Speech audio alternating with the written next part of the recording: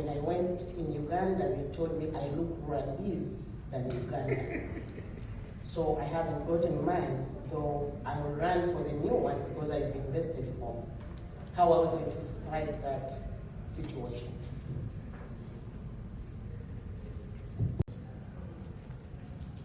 So the question interpreted has come in. People know that in Uganda we are very generous. You cross the border, you get all the facilities, hospital, schools, and so on. So they all come in, get to these LC5s, LC1s, get the letters. Once they get the letter, then they have the Nanamuntu, then they have the passport, then they have everything. We have had people going to the embassies with passports. They get the visas. As soon as they go abroad, they become somebody else. Then these embassies. Taking a survey or collecting the data that is currently there, that what are some of the issues that are facing our diasporans, right? If the goal is not only to help the Ugandans in America, but also to connect the Ugandans at home to the Ugandans in America and everything in between. So start by looking at what are some of the problems, the obstacles that are facing these Ugandans in America. And I can list quite a few, right? And a lot of them have to do with just lack of information. For example, when Ugandans first come here, a lot of them don't know about the home buying process, right? We get stuck in renting, and not saying that renting is bad, but there's models you can design of deciding whether to rent versus own a home, and those are some things that I think somebody mentioned about a house being opened in the UK. We can open a Uganda house in America or in Texas, where anybody who first lands here or comes to America, comes to Texas, can go to this place and say, okay, what do I need to know about taxes? Or what do I need to know about insurance? A lot of people don't have health insurance because they're afraid that, they don't even understand the full details. So information alone is such a gap that a lot of Ugandans in the diaspora are facing. So just having a platform, an office, a place to go, a website where anybody can, or even if it's a database of people who live here like myself, and anybody who wanted to learn analytics, go to Ronnie. If anybody wanted to do some kind of legal matters, go to this particular lawyer. So having this breach of information be fixed would benefit this organization, and it would serve to prove that this organization is about what it preaches, which is serving the diasporas. Second thing I would say is inviting more people like the ambassador right here, who has opened his doors and laid an olive branch for us to come home and make an impact in Uganda. A lot of people, a single person, one person cannot do a whole lot of things in Uganda, but if an organization can team up, we can do quite a bit of change in Uganda. So inviting more people like the ambassador to this organization and allowing them to hear our demands, our requests, and then following through. That's another thing. A lot of times we have these meetings, we get excited. As soon as we walk out that door, nothing is done. So we got to have a follow-through mechanism, some kind of follow-up with the people who have mentioned what they have to offer. Don't let them hit the room without getting the contact. So that you can talk to them and say, hey, you said you have this skill, you have this to offer. One of my jobs, they give away like all the stuff that they haven't used, like a lot of equipment, things like that. I know this one Kenyan guy, he shipped a whole trailer of beds from a hospital to his village in Kenya. These are like top tier hospital beds. Because he was happened to be, at a nursing room or a hospital, and they were, changing the beds, and they were getting rid of these beds, and they gave it to him at a very good price, probably even free. Free, right? Yeah. So things like that, like, making sure we follow through on some of the things that we discuss here, and also making sure that when we invite these politicians or these people who have access back home, we can connect with them, follow up, and that way we can actually see things changing back home. Again, individual cannot do a lot, but a group can do a lot. So my two things to summarize. We have to create a platform or an office where information can be shared and people can know where to go to get access to information who will come here and don't know where to start.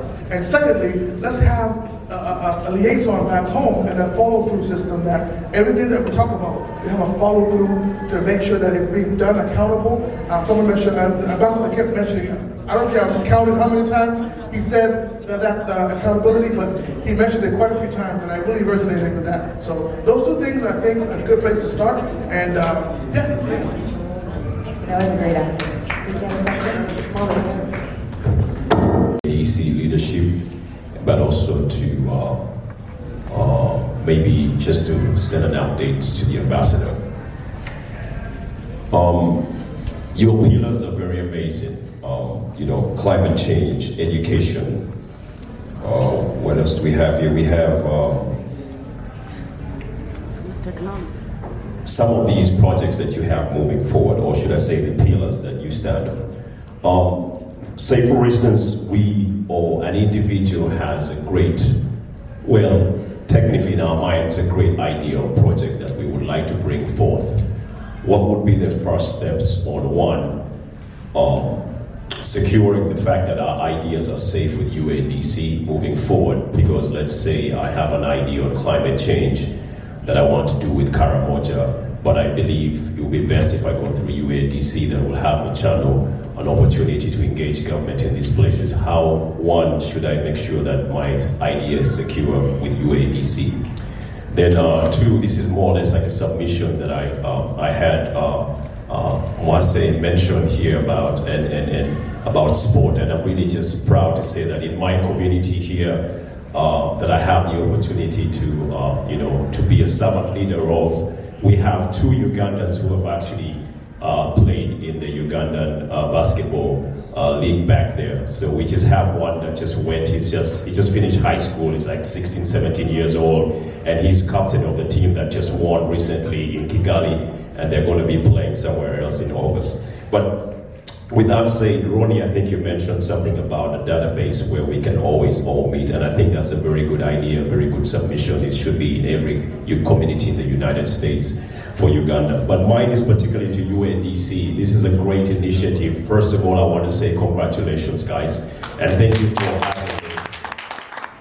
Thank you for having it in our home ground here in Dallas, Texas. We're known to birth great ideas, so I know some of you from out of town are not very happy when I say that, John, but it's okay. Yeah, but we are known to birth very great ideas. Dr. Moreva just said it. Was birthed here, so it's a great idea start from Dallas. But thank you very much. And this initiative is really great. We're glad that you chose Dallas as your home to launch this initiative. Thank you very much.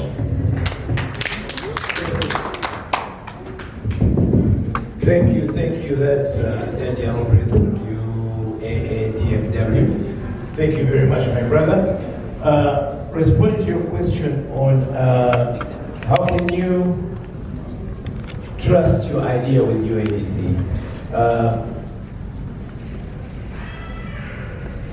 That's a very critical question, because one of the reasons why organizations are successful is because of their credibility, right? We had our directors talking about the importance of making sure that we follow, the right order. We have to be legally bound, and so credibility is very, very, very, very important, because that helps us build our brand as UADC, right? As we continue to work with different entities to solve a need that is on the ground. We trust that you have an MOU between us and you on how we can proceed forward to solve that issue. And of course, our criteria for selection of leaders is very vital.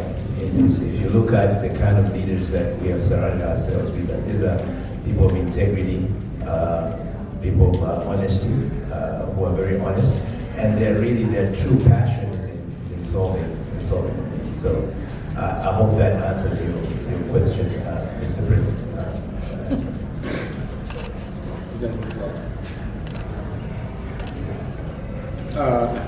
Daniel,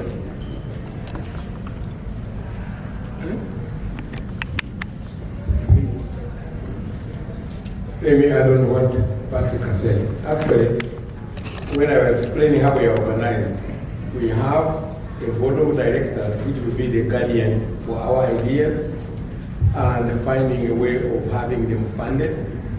We have an executive which will execute them.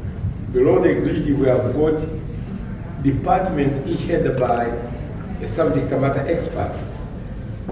Like we talked about climate change. That department is headed by Chris. Chris is doing his degree at Texas A&M University, and he's studying climate change and environment. Now, within that department, we have got volunteers working on that. Now, your idea will not be owned by UADC.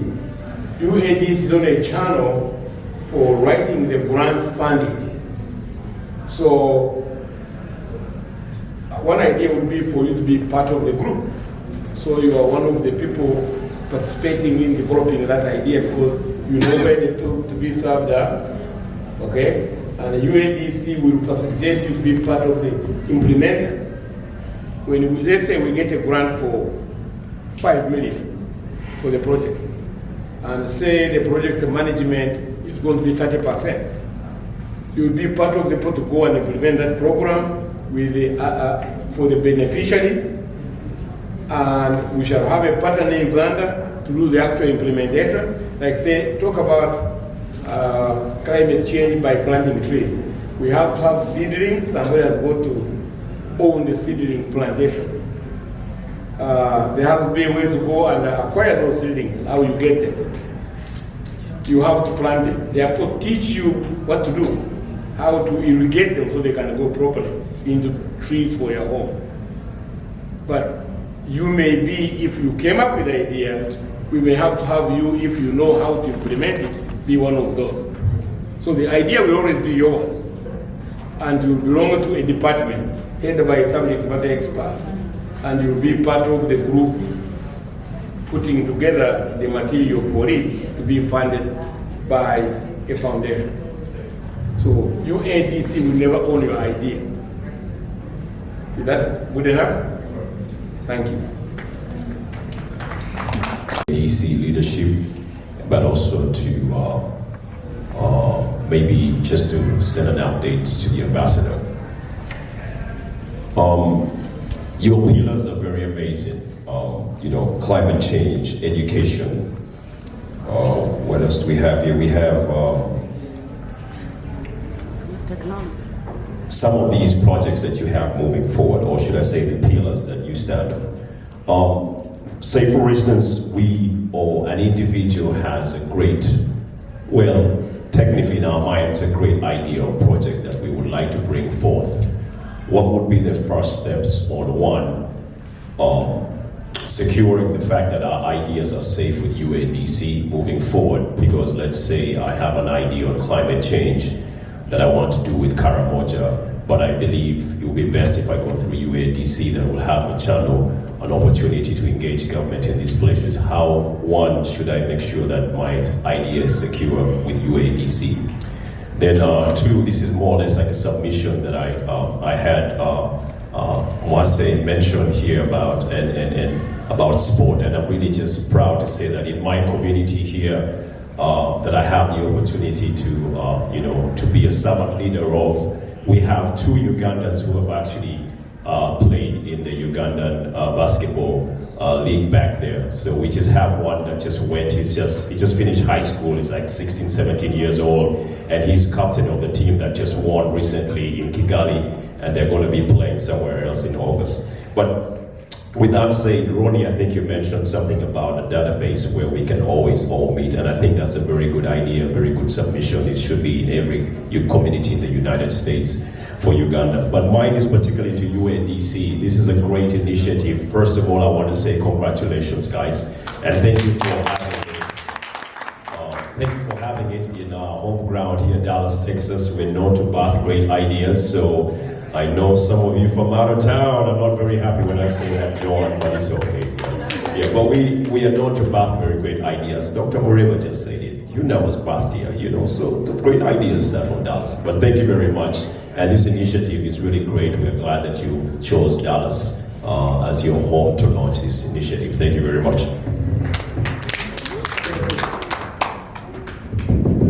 Thank you. That's Daniel, President of UADFW. Thank you very much, my brother. Responding to your question on how can you trust your idea with UADC? That's a very critical question because one of the reasons why organizations are successful is because of their credibility, right? We had our directors talking about the importance of making sure that we follow, the right order. We have to be legally bound, and so credibility is very, very, very, very important because that helps us build our brand as UADC, right?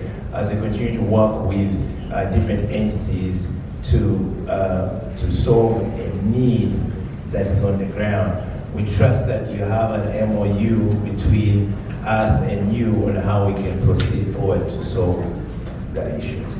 And of course, our criteria for selection of leaders is very vital. If you look at the kind of leaders that we have surrounded ourselves with, these are people of integrity, people of honesty, who are very honest, and their true passion is in solving the need. So I hope that answers your question, Mr. President.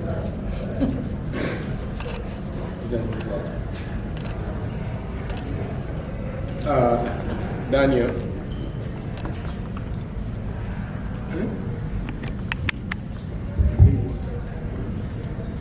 Let me add on what Patrick has said. Actually, when I was explaining how we are organized, we have a board of directors which will be the guardian for our ideas and finding a way of having them funded. We have an executive which will execute them. Below the executive, we have got departments each headed by a subject matter expert. Like we talked about climate change. That department is headed by Chris. Chris is doing his degree at Texas A&M University, and he's studying climate change and environment.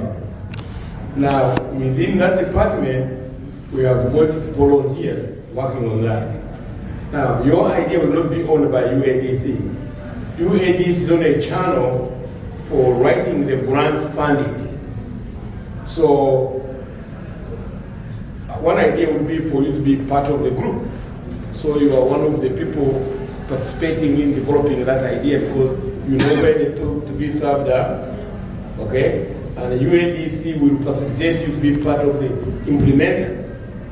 Let's say we get a grant for $5 million for the project, and say the project management is going to be 30%.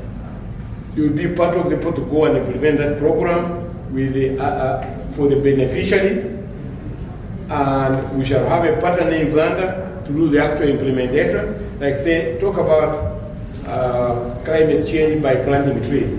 We have to have seedlings. Somebody has got to own the seedling plantation. There has to be a way to go and acquire those seedlings, how you get them. You have to plant them. They have to teach you what to do, how to irrigate them so they can go properly into trees for your home. But you may be, if you came up with the idea, we may have to have you, if you know how to implement it, be one of those. So the idea will always be yours, and you belong to a department headed by a subject matter expert, and you'll be part of the group putting together the material for it to be funded by a foundation. So UADC will never own your idea. Is that good enough? Thank you. And I'm thankful for this organization which has been set up. So my question is going to the leadership. How are you, or what strategies do you have to include more Ugandans who are living within even just here in Dallas, Texas in general, and all other different states we have here in the United States. Secondly, with this leadership team you have chosen, does it have terms, or do the members have a say in choosing the leadership?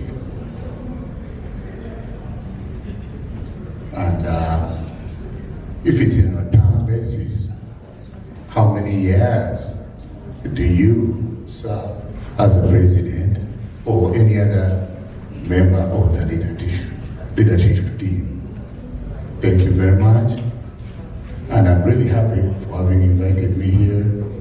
And we are willing and will be able to support if,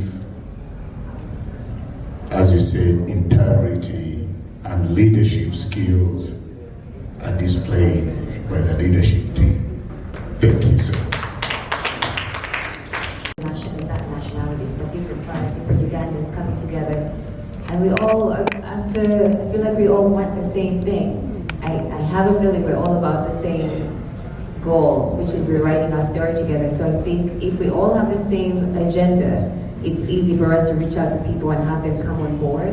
So we're not divided, we're together. So if you could go and tell every other person, each one tell one, that hey, this great organization is happening, join, contribute, be a part of. I feel that, I came all the way from California, so that's one up. We have a whole bunch of people that came from all over the states coming together. So I think each one tell one will be one. Of course, I'll have Patrick answer more of that, but that was my response. Thank you very much, Tony, for that question. By the way, Tony, when I first came to the United States, I really got a lot of counsel from him. He used to be a manager for one of the, was it 7-Eleven? One of the stores out there, and he really inspired me. And a few years later, I also became a manager, just because of, because I saw the great work that he was doing as a manager, and that began my journey on leadership. You asked a question about Richie and how can we get more people included into the organization. That's a very good question, because most of the 501c3s are member-based 501(c)(3s. And that's what most of the 501(c)(3s are. As we are finalizing our bylaws, we will come with a final position that we're going to take on that issue. But something that we're about to launch also in a few weeks to come is going to be the Ugandan American Diaspora Rotary Club. Okay, for those who might be interested in joining our Rotary Club, it will be open for those members who want to actively get involved. So I will be doing that soon after, and I'll communicate that information. The Rotary in terms of membership will go just like any other Rotary Club is based on. But as far as our bylaws, we're finalizing them. I think Susan is working on that, and we can, we'll finalize the term limits and all that good stuff. But we'll operate just like any other 501c3 according to the guidelines of the states.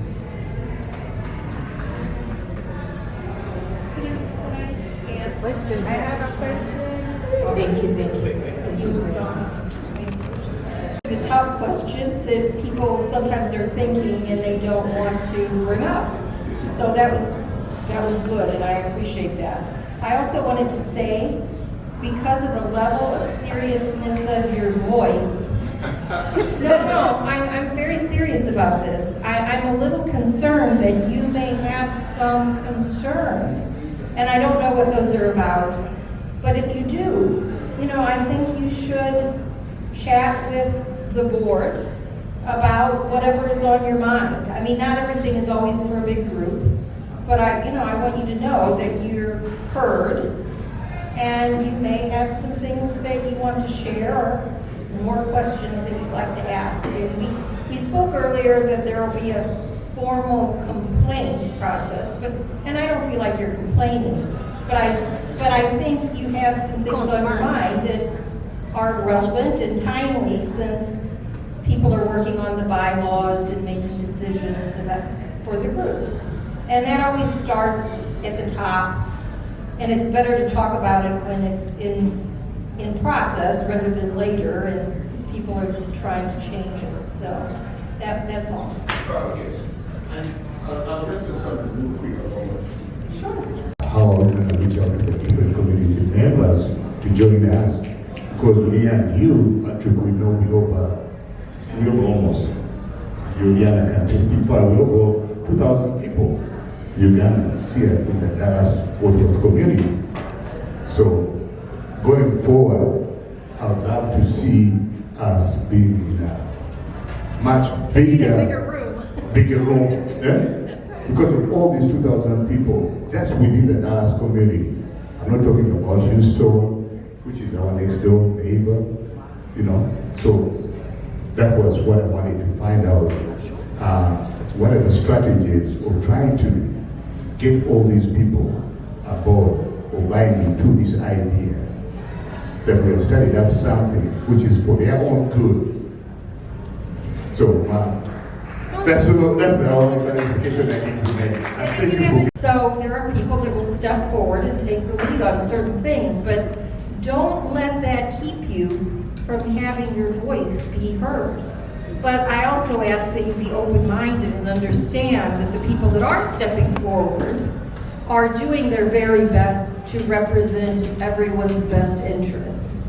So please be patient with the process and please be part of it, because when everyone works together, the result is much better. Lack of participation, flexibility. Something has to start somewhere. Somebody has to start something. And in Swahili, there is a saying that a good thing sells itself. The bad one advertises itself. So, I don't think that the groups of the Patriots and the rest are going to advertise how well they are doing and how nice that. What we are looking at is we have put them somewhere. We want to see how they conduct themselves in a transparent manner, with integrity. And once these 2,000 Ugandans who are in Dallas here, and also elsewhere, see exactly what this group is doing, the way they have started so well, I think people will automatically join. Secondly, another problem we have is that people tend to focus on the areas of administration. That the only way they can participate in an organization is when they are in the echelons of power up there. And then they make that, they actually change leadership into a power struggle, a power symbol. Oh, you see, I'm the president. Oh, you see, I'm the chairman. Then people start saying, what is that chairman? Why is this man becoming so? Then they start checking, by the way, how much money have we contributed? Where is our money going? So if you have integrity and transparency, the things will work out themselves. But please, this thing had to start. Somebody had to step forward and start it. If anybody wants to come and join, is welcome. But let the focus not be Muhindo wants to join UADC because he wants to replace the chairman. Because he wants to, then we shall have a struggle starting up and the thing will collapse. So please let it be open, let's be transparent, let's be accountable, and let Kampala hear that this thing which started very well is actually progressing highly.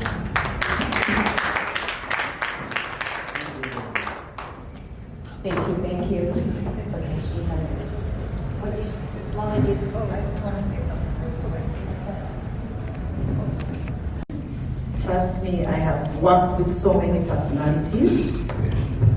I am a social worker by profession. I have a master's degree in social work, and I majored genetology, so I love dealing with elderly, aging, and all those things. And my doctorate is in healthcare administration, so I love leadership.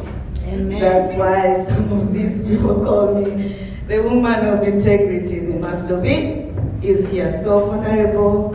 I think you know where I'm going. I'm one of those people who, if it's something I have really done in the US, is still the knowledge that they have.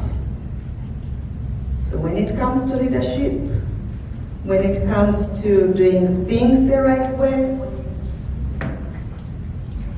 I am the guy. So I am working towards coming back home. You've promised, and I'm making sure that I'll be on the first. One of the first, because I am set, I can live anywhere. I did come with that education from Uganda, but I have gained it, and I'm going to go and use it back home, because that's why I went back home. So, before maybe asking something, I want to thank each and everyone who came here to support. People are going to call it whatever they want, but that's okay. You know, they can't talk about something bad. They have to talk about something good. So know that we are doing something right. So we have to support each other. I always tell people, ideas don't only come from leaders. We have to bring these ideas to the leaders. And bringing them doesn't mean that I am going to mention, oh, can we do so and so? No. Be part of everything. See how it's growing. Be involved. If you want something, if you want change, be part of the change. Tell us what to do. We cannot just leave without everybody. Trust me, Patrick cannot do it. He needs us, whether he wants or not. He needs us. So we have to pledge to be there. What you can, this is going to not only to benefit him, it's going to benefit each and every one of us. I traveled very early in the morning. I haven't slept. Why? Because I love seeing, if it's something about developing, let me say Africa, I feel I want to be part of it. Because yes, I have that, I had the opportunity to come here, but there are people who did not, or who are never going to have it. But the only way they can benefit from me, I don't have all that money to give everybody, is by sharing the little knowledge I have, by being part of these initiatives that are coming up. So I am asking everyone, let's work together. For once, let's do something that is going to unite each and every one of us.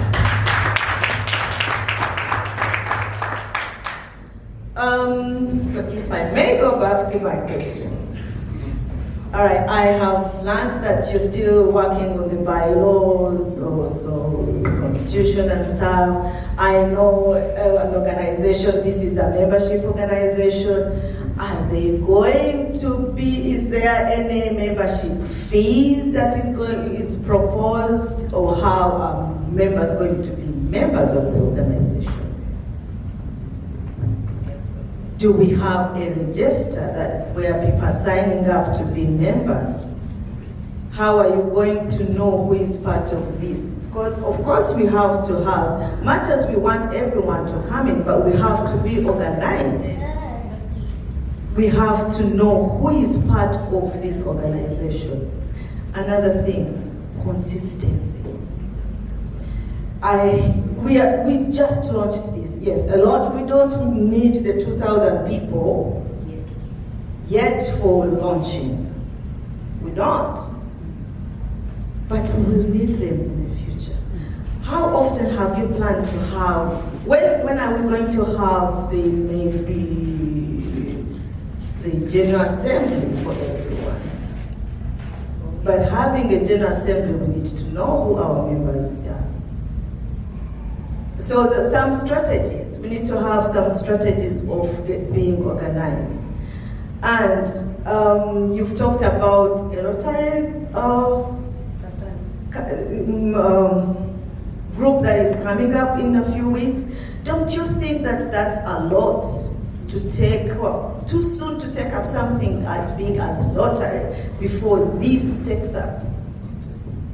Because we might want to pull everywhere, bring in all those big ideas, but I would think that first, making sure that this is at a certain level, sustainability we need to have something that we can sustain.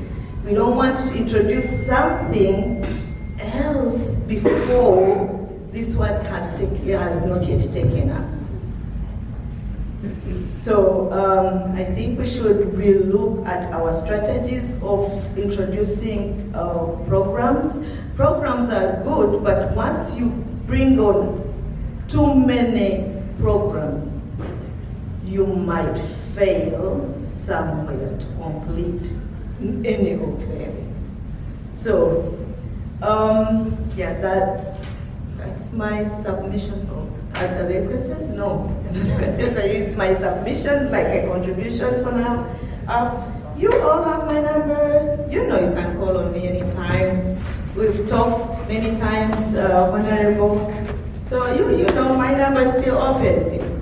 Consultation, for free. There, but at one point I will charge you. Yeah. All right. Thank you. The organization. We have got subject matter experts who head departments. Departments are based on project ideas. So we shall set up a group under one leader for every type of idea we have want to implement. The idea must be an idea which can have impact on our people, either here or in Uganda. Okay? And the people can be volunteers and that project if they want to work on it and they have got some skill sets. Right now, members donate some money. You can donate 50, 100, whatever you have to achieve our goals. Hopefully by the end of the year, we can land our first grant, which could be anything. I worked on a grant teaming with UTA. UTA stands for University of Texas, Arlington. We are doing a project in Africa called INTAHI, which is North Texas Africa Health Initiative. We applied for a grant, and I told them in order to do it, we need about 50 million. The university had a regulation that they are not allowed to do a project of more than 5 million. So we put in a request for 5 million, and the Bill Gates Foundation turned us down because their minimum grant was 55 million. But for UADs, we have no limit, okay? If we build our center with all the things Mori was talking about, it would require about 200 million. But we don't need 200 million now. If we get $1 million, we shall build the house. Patrick was already looking for land before he left for Uganda. Then from that time we can expand, we can put a convention center. Next we can put a hotel. This is a continuous program, and we have no limit in who can be part of us. We can be hundreds, thousands, or whatever. It's voluntary. We don't think we should charge a fee, but if we ever agree we want to have annual conventions, then people can pay for their rooms. Does that in any way? So if we may talk about now, how do you account for that? So someone just comes with an idea and you fund it? If you come up with an idea, we are going to identify among the 200 donors we have already on the list. We are going to identify which donor or foundation has got a vision and a mission that includes that idea. Let's say we want to build a hospital in Uganda. Okay? We are going to look at, say, Bill Gates Foundation supports healthcare all over the world. So we are going to ask them if they can give us $500 million to build a hospital for the public in Uganda. For us, we are just a facilitator. We won't own the hospital. Okay? And we know these grants are being awarded every day. We know grant writers, we know grant schools which teach us to write the grants. We are going to work with as many as we can. There are grant writers even in East Africa.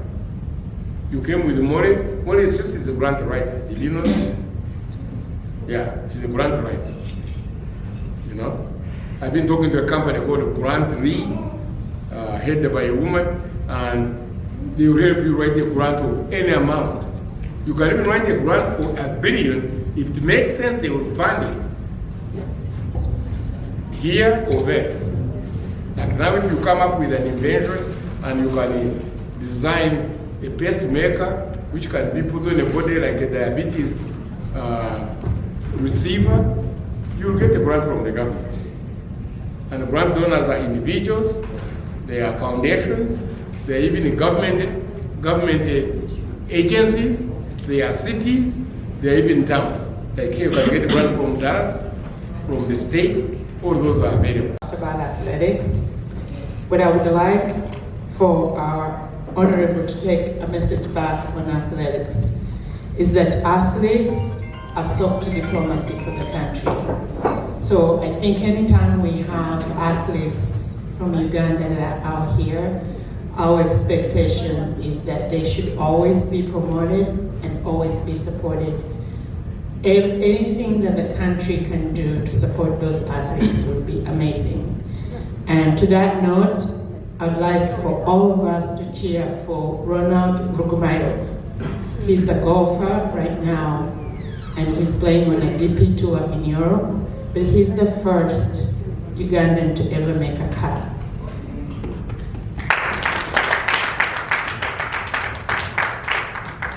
We also have some basketball players that I think as a country we should shout out anytime and every time they're playing. Now, here's my question and a comment. National IDs, passports, and I have a senior moment, sorry. And applying for dual citizenship. They all tend to be very expensive. Now, everyone in this room is probably a first generation attached to Uganda. What I think we would like for you to help us advocate for a position of the second generation that is not born in Uganda. We have a direct interest to help, but we are also exiting. Our children, they don't have that attachment. So we feel that it would be useful for the country to have a mechanism that allows them to be able to acquire those documents that is less cumbersome and easier. For a family of 4 to apply for dual citizenship, it will cost them about $800 to $1,000. We think that that's really expensive. And we acknowledge that those are rules that are put up by the Ugandan government, which is okay because this country also requires people to do certain things. But I have an example that Kenya, our neighbors, has adopted. If you have an American passport, and I'll leave it to an American passport because I don't know people that have European passports, your passport clearly states that you were born in Uganda because that question is asked. Therefore, in the process of applying for national ID for a person that clearly has identifying documents, defeats the purpose of going to look for LC1 because my passport would state that I was born in Uganda. It should be much easier for me to get a national ID.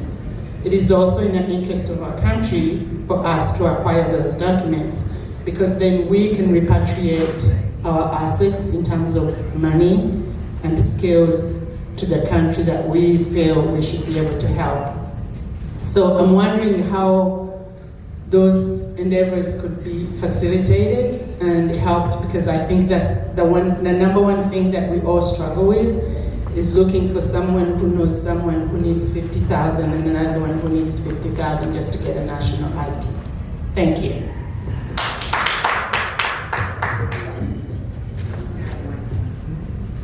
Can I answer?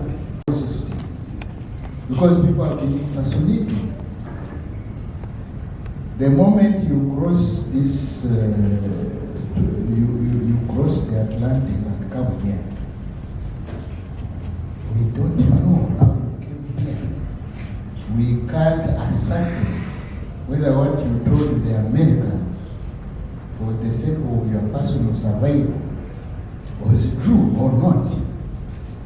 What about those people who came before the LOC system was established? How do we deal with them? So there are those questions which we believe overhauling the whole system will answer. Because we are at the same time trying to clean up. We are at the same time trying to instill some discipline in the indiscipline. Those who come here and tell lies. I came to Canada. I had been working in the State House.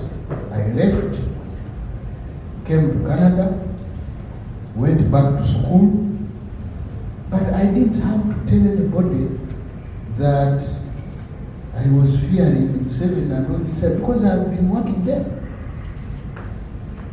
He has seen me in his photographs. I have attended breakfasts when I was in the State House. I've been to the White House itself. How do I come here now and start telling people, I want asylum because of this and this? My own sister is an advisor to the president. People have this information. You can't lie to them. So our dilemma today is that thing which is in your passport saying that you are born in Uganda. Can we ascertain beyond reasonable doubt that you say the truth? And because we can't, or because we may have doubts, that's why we are saying let's start over. If you can repeat the same statement there, and you get your documents, there's no problem, because the aim of the exercise is not to deny you your dual citizenship. We are saying, be a true citizen of USA as you are a true citizen of your own country. Don't be fake in your country and then be authentic here. What? In the US. That's what we are saying. Because Uganda is also a sovereign country and it needs to deal with things transparently. So that's the problem. Now the last one is about how to lower the cost for these people who want to become US. But you see, the problem is that you parents here are not introducing your children to your country. And we are also going to start a program like the one is agreed. We are asking the parents to take their children back home that they know where they come from, so that they can get registered, so that when they reach that age of needing dual citizenship, you may not be there, you may be gone or whatever. At least they don't get any problems. But the problem right now is that some of these people, actually majority of them, do not even know that they are Ugandans. They can't even speak any language. One of the questions they are going to ask you when you want your national ID, if you are not careful, is to speak a few of the languages in Uganda. If you say you are Victoria, you don't even have a Bako, you can't even spell a kid, you are spelling it with 3 E's, 3 I's. Somebody will say, you say you are a Mugwere, but you can't say, you can't even pronounce the word. There are those small things that they ask you. You think actually they are negligible, but they are serious. So we need to reconcile our issues there. Can I make a comment? I think her question had more merit than you answered. Because I'll start with the cost. When I became a Uganda citizen, I paid 400. Then they reduced 200 because we complained. So it's now 200. Now, I've been dealing with these cases every day. I've been the Honorary Council representing Uganda and 5 more states around Texas for almost 10 years. People are having problems every day even getting a visa for smaller things. I think they could make it simpler. Like now when you apply for a passport, somebody calls me, they apply for a passport, they do it online, they have to buy a ticket and go to DC. I think that unnecessary burden for somebody who is working, take days off, go to DC, get a hotel, sleep in, and then come back. That's about $1,000 just to a passport. It could be made easier. 2, when it comes to children, I have got several children. They are all married. None of them is married in Uganda. So my grandkids, none of them speaks any Ugandan language. But they have my name. And there is a provision online to explain why they are Ugandans. Okay? So I think that form could be modified to be enough. And we have been told in the past they are working on it because remember, every major convention in America, the U.S. Embassy comes and brings people to work on this thing. And then the other question is, if you marry a non-Ugandan, it's very hard for her to get a Ugandan passport as a dual person. Because the form online asks you your village, your parish, your sub-county, you won't have those. And there's no provision for you to use your husband's information. So you now being dedicated as ambassador for diaspora outreach, you should work on those. We should write them. We can write them as a memo to you and show you what the problems there are, and then they can be made easier. Correct. Thank you very much. I think that's why we are having this kind of organization. And as I was talking about the diaspora policy, I think it's an opportunity for you to collect all these views, and send them to us. But you see, people the countries do benchmarking. And while some of the things that Uganda is doing, actually many countries are doing. I am a Canadian citizen myself, and it's only now that Canada is accepting that if I have a kid now born in Uganda, he or she can automatically, but it has been a very contentious issue. And the Parliament in Canada is just debating it now, and they are doing it because they are about to go for election, so somebody is trying to use it as so I think what we need to do is collect the news and also talk to other chapters in other countries. Because we can't simply say Dallas wants this recipe. No, it should cut across the whole diaspora. Let it be seen as a main, especially something that concerns family. We cannot be saying, I was arguing with immigration the other day because they are also writing an immigration policy, and they are trying to take some of our things. So they were saying that they insist children born in the diaspora who are below 18 should not get dual citizenship.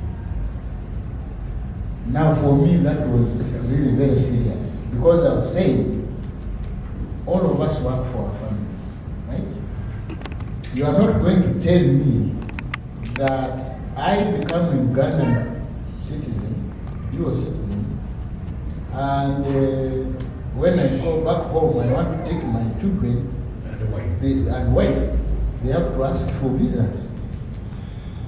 So we are saying you come back home, but please divide your families.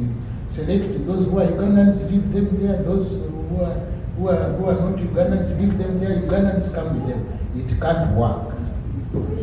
So these are the things we are grappling with. And that's why we are saying, when we start collecting views for the policy, please make those contributions so that we can instrumentalize